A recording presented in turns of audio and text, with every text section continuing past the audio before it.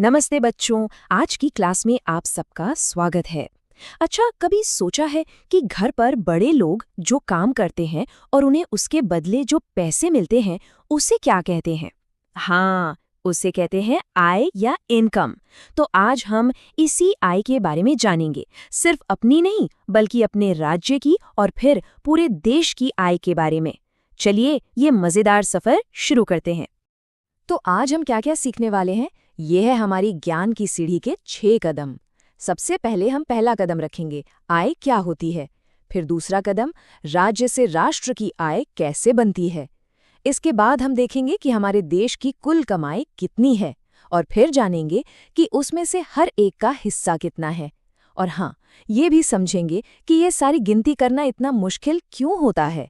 और सबसे आखिर में, सबसे ऊपर पहुंचकर हम आय और देश की तरक्की के रिश्ते को समझेंगे। तैयार हैं एक एक करके सीढ़ी चढ़ने के लिए? चलो, तो चलिए अपनी सीढ़ी का पहला कदम रखते हैं। हमारा पहला टॉपिक है आय क्या होती है। जरा एक पल के लिए सोचिए, जब आप ये शब्द सुनते हैं आय या इनकम, तो आपके दिमाग में सबसे पहले क्या आता है? देखो, ये बहुत आसान है। जब कोई भी इंसान कोई काम करता है, चाहे वो शारीरिक हो मतलब हाथों से किया गया हो, या मानसिक मतलब दिमाग से किया गया हो, और उस काम के बदले में उसे जो पैसे या मेहनत आना मिलता है ना, उसे ही उस इंसान की आय कहते हैं। जैसे एक किसान खेत में मेहनत करके फसल उगाता है और उसे बेचकर पैसे कमाता है, वो उसकी आय है। एक डॉक्टर मरीज का इलाज करता है और फीस लेता है, वो उसकी आय है। या कोई मजदूर किसी बिल्डिंग को बनाने में काम करता है और उसे दिहाड़ी मिलती है, वो उसकी आय है। समझ में आया ना? जैसे किसी एक इंसान की आय से पता चलता है कि वो कितना खर्च कर सकता है ना? ठीक वैसे ही जब हम देश के सब लोगों की आय को जोड़ देते हैं, तो वो एक थर्मामीटर की तरह बन जाता है। एक ऐसा थर्मामीटर जो बताता है कि हमारे राज्य या देश की आर्थिक सेहत कैसी है। आय जितनी ज्यादा होगी, इसका मतलब देश उतना ही ज्यादा तरक्की कर रहा है, उतना ही स्वस्थ है। ठीक है, तो अब एक व्यक्ति की आय से एक कदम आगे बढ़ते हैं और पूरे राज्य की आय को समझते हैं। और इसे और अच्छे से समझने के लिए हम बिहार का उदाहरण लेंगे। हमारी किताब में लिखा है कि बिहार को एक गरीब और पिछड़ा राज्य माना जाता रहा है। ये बात सुनना शायद थोड़ा दुखदाई लगे, पर इसे जानना हमारे लिए जरूरी है। क्योंकि जब हम इस सच्चाई को समझेंगे, तभी हम ये भी समझ पाएंगे कि आय को बढ़ाना इतना जरूरी क्यों है और ये हमारी जिंदगी को बेहतर कैसे बना सकता है। एक बहुत बड़े अर्थशास्त्री थे जिनका नाम था रैगनर नक्स। उन्होंने एक बात समझाई थी, गरीबी का कुचक्र। नाम थोड़ा मुश्किल है पर मतलब बहुत सीधा है। इसका मतलब है, चूंकि लोग गरीब हैं इसलिए उनकी आय कम है, और क्योंकि आय कम है तो वो अच्छी पढ़ाई या सेहत पर खर्च नहीं कर पाते। और इसका नतीजा क्या होता है? उनकी अगली पीढ़ी भी गरीब रह जाती है। ये एक पहिए की तरह है, एक जाल जिससे बाहर निकलना बहुत मुश्किल हो जाता है। अब इसे दो अलग अलग पहियों की तरह सोचो। बाएं तरफ है तरक्की का पहिया, जैसा गोवा या दिल्ली में है। ज्यादा आय मतलब ज्यादा बचत मतलब ज्यादा निवेश, और इससे राज्य और भी तेजी से आगे बढ़ता है। और दाईं तरफ वो है गरीबी का पहिया, जैसा बिहार में दिखता है। कम आय मतलब कम बचत मतलब कम निवेश, और तरक्की की रफ्तार बहुत धीमी हो जाती है। देख रहे हो, ये दोनों एक दूसरे से बिल्कुल उल्टे हैं। चलिए अब जरा और बड़ी तस्वीर देखते हैं। अपने राज्य से आगे बढ़कर अब हम पूरे देश की कमाई के बारे में बात करते हैं। अर्थशास्त्र की भाषा में इसे कहते हैं राष्ट्रीय आय या नेशनल इनकम। तो ये राष्ट्रीय आय क्या है?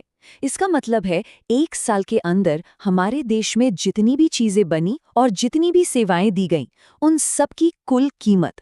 या इसे और भी आसान तरीके से समझें तो अगर एक साल में देश के हर एक इंसान की कुल आय को जोड़ दिया जाए तो वो राष्ट्रीय आय बन जाती है। ये एक तरह से हमारे देश का सालाना आर्थिक रिपोर्ट कार्ड है। अब इस राष्ट्रीय आय को गिनने के कुछ तरीके होते हैं, पर उनमें सबसे जरूरी है जीडीपी। ये नाम तो आपने जरूर न्यूज़ में सुना होगा, है ना? जीडीपी का सीधा सा मतलब है देश की सीमाओं के अंदर एक साल में हुई कुल कमाई। अभी के लिए बस इतना ही समझ लीजिए कि ये देश की कुल कमाई का हिसाब रखने का एक तरीका है। बाकी के बारे में आप बड़ी क्लास में और जानेंगे। देश की कुल कमाई, ये तो एक बहुत बहुत बड़ी रकम होती होगी, है ना? पर उस बड़ी रकम में से हर एक व्यक्ति का औसत हिस्सा कितना होता है? चलिए अब इसे समझते हैं। इसे कहते हैं प्रति व्यक्ति आय यानी पर कैपिटा इनकम। और इसका हिसाब लगाना तो बड़ा ही आसान गणित है। सोचो, मान लो देश की पूरी कमाई एक बहुत बड़ा केक है और हमें उसे देश के हर एक इंसान में बराबर बराबर बांटना है। तो हर एक के हिस्से में जो केक का टुकड़ा आएगा ना, वही है प्रति व्यक्ति आय। इसका फॉर्मूला है देश की कुल आय को देश की कुल आबादी से भाग दे दो। अब इस आंकड़े को देखिए। साल 2005-6 में बिहार की प्रति व्यक्ति आय सिर्फ 6,610 रुपए थी और ये उस समय पूरे भारत में सबसे कम थी। इससे हम अंदाजा लगा सकते हैं कि उस समय बिहार में एक आम इंसान के लिए अपना जीवन चलाना कितना मुश्किल रहा होगा। अब इस चार्ट को देखिए, ये फर्क आपको हैरान कर देगा। एक तरफ है चंडीगढ़, जहां एक व्यक्ति की औसत सालाना आय 70,000 रुपए से भी ज्यादा थी, और दूसरी तरफ है बिहार, जहां ये सिर्फ 6,610 रुपए थी। ये तो 10 गुने से भी ज्यादा का फर्क है।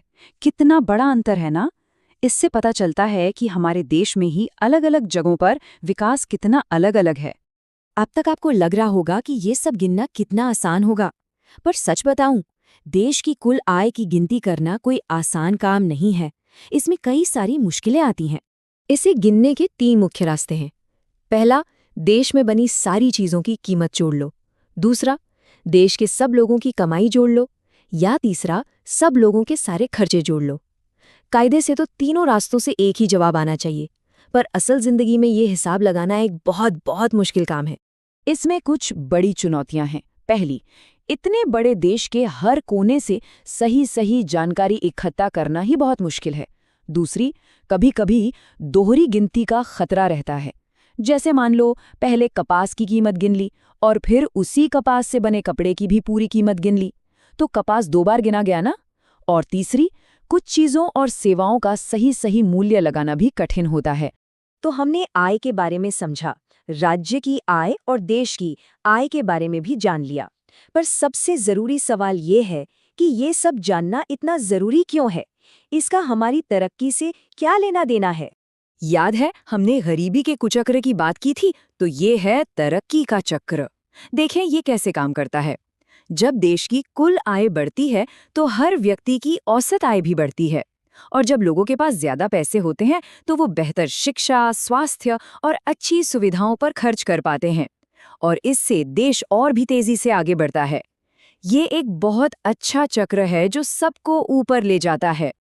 तो आज के इस पूरे पाठ से जो सबसे जरूरी बात हमें याद रखनी है वो ये है, राष्ट्रीय आय और प्रति व्यक्ति आय में बढ़ोतरी ही किसी देश के आर्थिक विकास का असली पैमाना है। यही बताता है कि कोई देश सच में तरक्की कर रहा है या नहीं। तो अब एक सवाल हम सबके लिए है। एक विद्यार्थी और देश के आने वाले कल के नागरिक होने के नाते हम अपने देश की आय बढ़ाने और सभी के लिए एक बेहतर भविष्य बनाने में अपना क्या योगदान दे सकते हैं, इस पर जरूर सोचिएगा। खूब मन लगाकर पढ़िए, क्योंकि अच्छी शिक्षा ही देश की तरक्की की नींव होती है। धन्यवाद।